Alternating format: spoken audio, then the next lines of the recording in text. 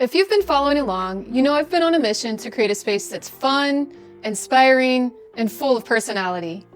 I decided to try peel-and-stick wallpaper, and I have to admit, I was a little bit nervous to tackle it on my own.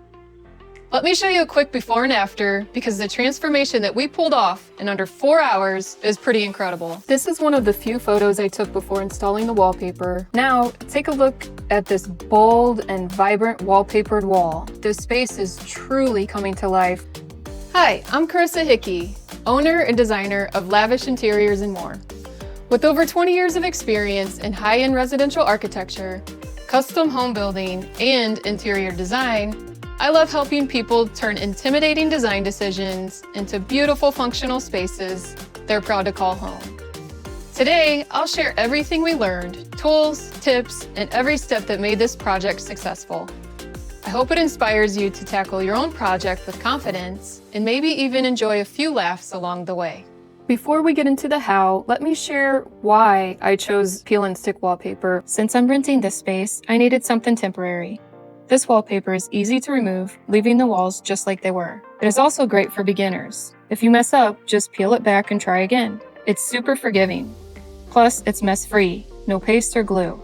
So cleanup is as simple as tossing the backing paper and a few scraps at the end. And the best part, it's affordable. And by doing it myself, I saved even more. So let's set you up for a smooth install and go over the step-by-step guide to installing peel-and-stick wallpaper. Order a few samples, or a few hundred, like me. Tape them up to your wall. This helps you see how the colors, textures, and pattern sizes look for your space with your lighting. For my project, I found the perfect paper on Etsy in the Jumanji shop. Check out the link in the description. The shop owners were great to work with and extremely helpful.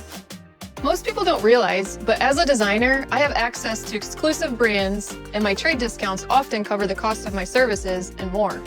If you need help choosing the perfect wallpaper, I'd love to assist. Now, let's figure out how much wallpaper you'll need. This is a key step. Order too little, and you'll have an unfinished wall. Order too much, and you're stuck with non-returnable rolls or panels. To do this, you need to measure your wall's height and width, and then check the roll size and pattern repeat details from your wallpaper company. Many brands offer calculators to help, so be sure to add 10 to 15% extra for pattern matching and mistakes. It's always better to have a little extra than not enough. I like to take it a step further by drawing the walls to scale and including the wallpaper's width. This helps me center the design and keep it balanced on both sides. Taking the time to do this gives you a guide and makes installation day so much easier. Pro tip, always plan for a little extra to extend past corners, the ceiling, and the baseboard. This makes trimming easier and ensures a perfect fit, even with uneven walls. Once you have received your wallpaper, here's a pro tip that made my life and installation so much easier. I unrolled my wallpaper panels and laid them flat the night before to help them relax and not curl while I work. My panels were pre-cut and numbered, which made alignment super easy. If you're working with a roll instead of panels, now it's time to measure and cut them. Check out my blog post linked in the description for a step-by-step guide on how to do this. On installation day, the first step is to gather your tools. You'll need a tape measure, a level, a pencil, a thumbtack, a sharp utility knife, a smoothing tool, and a steps tool. I also recommend adding a metal meter stick, which can be helpful for precise trimming at the end, or if you need to cut a roll into panels. Next, prep your wall or walls. Scrape and sand down any bumps that you can possibly see or feel. Even the small ones can show through. Wipe the wall with a simple mix of soap and water to get rid of any dust and grime, and make sure it's completely dry before you start, and you're ready to rock. Step 1. Draw your guideline. Pro tip, don't start with the panel in the corner. Instead, start with the next panel over. Use a level to draw a perfectly straight vertical line. This line is super important. It's the key to making sure everything stays straight, so take your time and get it just right. Step 2. Peel and align. Peel the backing down, starting at the top, and go about 12 to 15 inches or so. But remember, don't remove it all at once, or it could start sticking to itself. Let the top hang over the ceiling by at least an inch or two, and carefully align the side with your pencil line. The first piece is crucial, since all the others will follow it.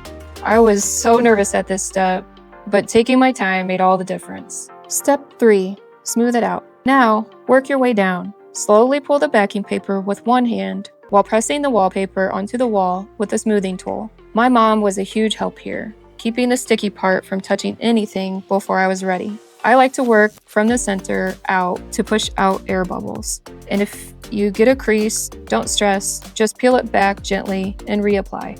Step 4, match the pattern. For the rest of your panels, do the same, but this time align them with the edge of the panel you just hung. Butt the edges up together to keep the pattern seamless. Step 5, trim the excess. Once all your panels are up, use a sharp utility knife to carefully trim the extra paper at the ceiling, baseboard, and around any outlets. A sharp blade makes all the difference for a clean finish. This project was absolutely one of the most rewarding I've ever done.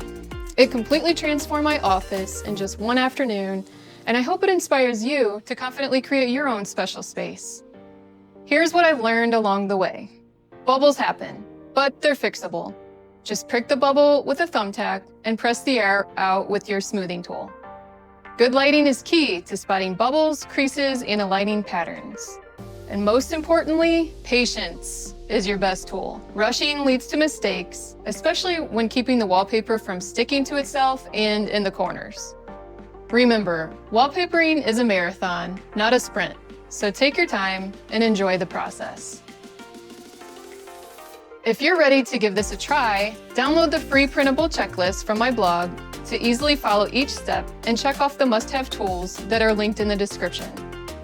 You'll also find links to all the essential tools on Amazon to make the process smoother. Your support helps me keep creating content like this, and I truly appreciate all the support that I can possibly get.